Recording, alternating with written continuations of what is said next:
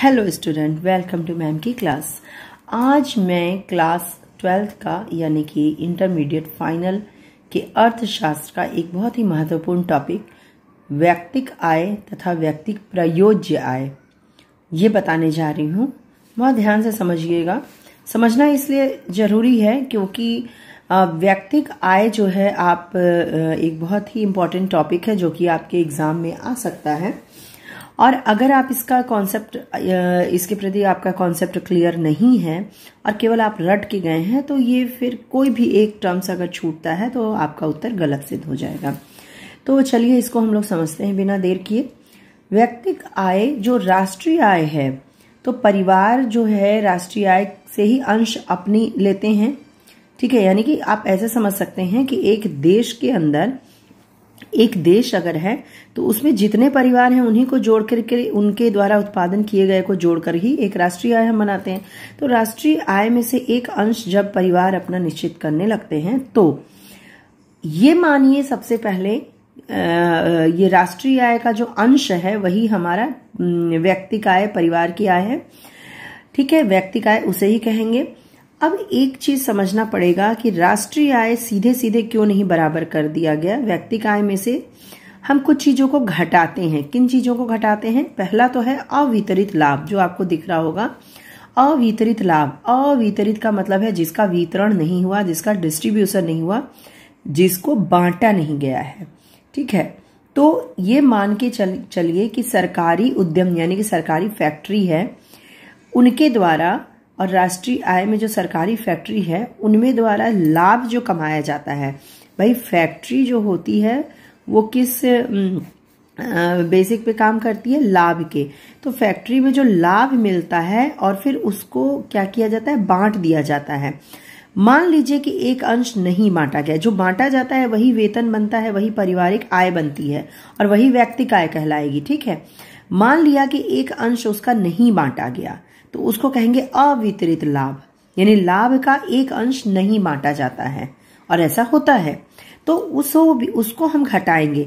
यानी हमारा वेतन होना चाहिए था इतना और उसमें से इतना हमें नहीं बांटा गया।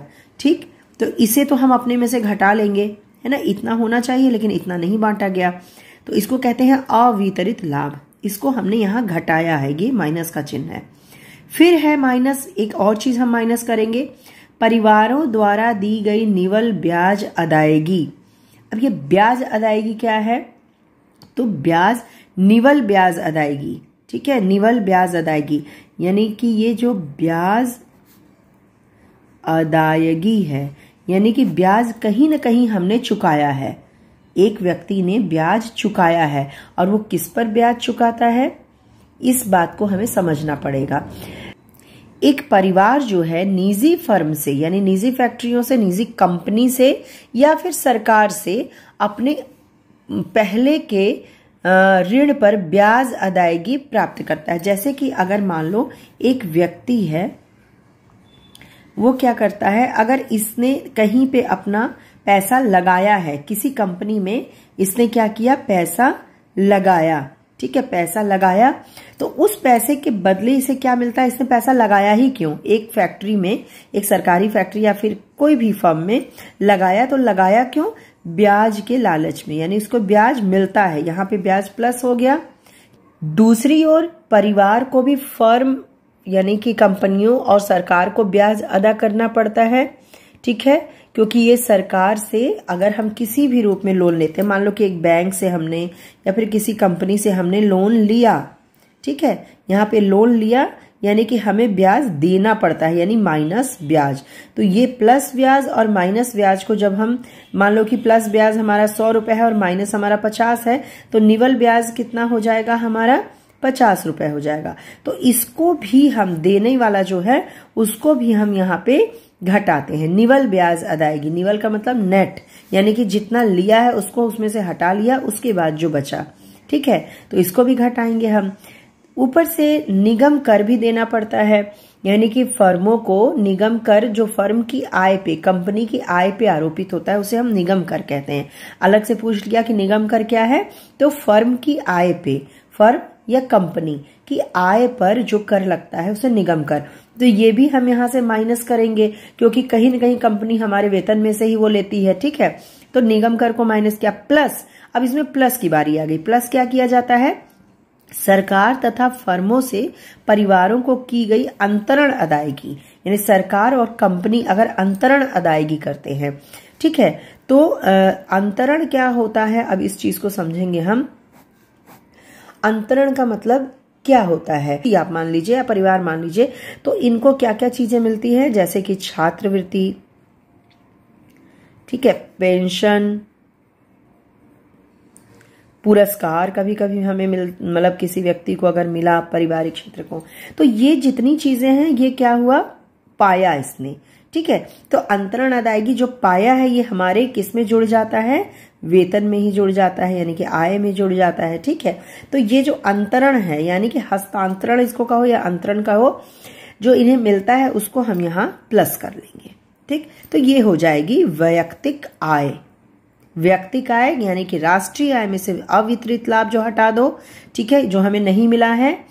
परिवार द्वारा दी गई निवल ब्याज अदायगी, यानी कि हमने ब्याज ज्यादा दिया है, भाई सीधी सी बात है, जितना ब्याज हमें मिलता है उससे ज्यादा हम देते हैं, तो ब्याज अदायगी, माइनस निगम कर, जो कि निगम कर लगता है कंपनियों के आय पे, वो भी हम माइनस कर देंगे, और प्लस क्या कर देंगे, सरकार और फर्म से अंतरण अदायगी। अंतरण अदायगी को इस तरह याद कर ले, अंतरण अदायगी का मतलब छात्रवृत्ति, पेंशन, पुरस्कार। तो ये हो जाएगा हमारा व्यक्तिक आय। अब दूसरा है व्यक्तिक प्रयोज्य आय। व्यक्तिक प्रयोज्य आय का क्या मतलब है, देखिए, व्यक्तिक आय से जब हम माइनस कर देते हैं कर अदायगी, जैसे एक व्यक्ति है तो उसके ऊपर हमें आयकर लगता है, ठीक है, जो भी कर लगता है आयकर जैसे लगता है। और गैर कर अदायगी, हम कहीं न कहीं शुल्क देते हैं, जो भी चीज हम प्राप्त करते हैं, या फिर हमारे ऊपर कोई न कोई फीस लगती है सेवाओं की, तो गैर कर अदायगी, इसको कहेंगे गैर कर, जो कि शुल्क लगा है। और व्यक्तिक कर अदायगी यानी जो कर लग रहा है, टैक्स लग रहा है, ये टैक्स और ये फीस या फी, ठीक है। तो व्यक्तिक प्रयोज्य आय क्या है, प्रयोज्य क्या है मतलब कि जो हम प्रयोग अब कर सकते, रेडी है, ठीक है, अब हम इस पैसे को लेकर के सीधे उपभोग कर सकते हैं। इस पैसे को लेके जो आय है अब हमारी प्योर हाथ में हमारे आई है, जिससे हम हलवाई की दुकान पे जाके समोसे खा सकते हैं। मेरे कहने का ये मतलब है कि व्यक्तिक प्रयोज्य आय जो प्रयोग में अब आने वाली है, ऐसे याद कीजिए। तो प्रयोज्य आय का मतलब व्यक्तिक आय जो थी उसमें से और हम एक चीज निकाल ले, टैक्स निकाल दे जो हमने दिया है, इसलिए यहाँ पे माइनस लगा है, यानी कि वो माइनस हुआ। और फीस, जहां जहां हमने फीस दी है वो भी हम माइनस कर लेंगे, बाकी जो बचा है वो प्रयोज्य आय हमारा हो जाएगा। तो यहाँ पे मैं फिर से आपको दिखा देती हूँ, व्यक्तिक आय का मतलब राष्ट्रीय आय में से अवितरित लाभ, परिवारों के द्वारा निवल ब्याज अदायगी, निगम कर को माइनस करते हुए और अंतरण अदायगी को प्लस करते हुए जो निकलता है वो व्यक्तिगत आय है। और इस व्यक्तिक आय में से जब हम कर अदायगी यानी टैक्स और फीस को भी निकाल देते हैं, तब वह क्या होता है, प्रयोज्य आय। मतलब ये आय आपके घर के जो भी गार्जियन है या आपके फादर हैं उनको मिलता है, ठीक है, उनको मिला, लेकिन वो पूरा का पूरा खर्च नहीं करेंगे, वो उस आय में से कर दे देंगे यानी टैक्स दे देंगे और फीस दे देंगे आपके स्कूल की, उसके बाद उसे प्रयोग में लाएंगे। समझ गए? तो आई होप कि ये टॉपिक आपको अच्छे से समझ में आ गया होगा, कॉन्सेप्ट आपका क्लियर हो गया होगा। और कभी ये आपके एग्जाम में अगर आता है, कभी क्या आएगा ही, इस बार के बोर्ड एग्जाम में बहुत संभावना है कि टॉपिक आए, तो आप लोग इसको अच्छे से तैयार कर लें। और बस लिखना आपको इतना ही है जितना मैंने लिखा है, और इसी बात को आप पैराग्राफ में लिख लेंगे। और जितनी बातें कॉन्सेप्ट क्लियर किया है, अगर ये आपके माइंड में क्लियर होता है तो कहीं से भी आपका कोई भी टर्म्स इसका छूटेगा नहीं। आई होप कि आप इस टॉपिक को समझ गए होंगे। तो चलिए मिलते हैं अपने अगले वीडियो में अगले टॉपिक के साथ। Good bye.